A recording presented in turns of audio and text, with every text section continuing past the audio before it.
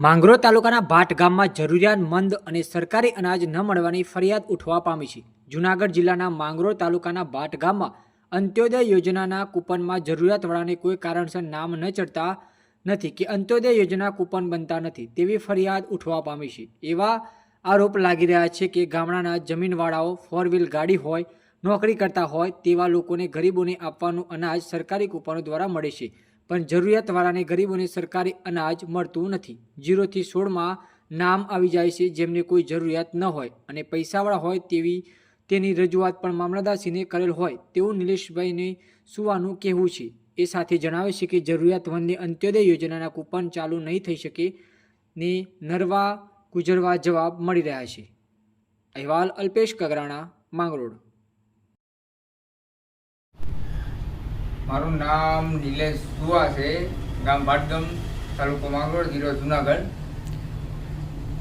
મારા ગામમાં કૂપનમાં ભ્રષ્ટાચાર ફૂલ દૂર થાય છે. 4 વ્હીલ છે, ટ્રેક્ટરું છે, મોટા મોટા વીઘા છે, એને ચાલુ છે. 0 થી 20માં નામ છે એના. અને જે ગરીબ માણસો છે તેને કંઈ અનાજ મળતું નથી, એટલો ભ્રષ્ટાચાર થાય છે. અને નોકરિયાત વર્ગ છે એને પણ 0 થી 16માં નામ છે.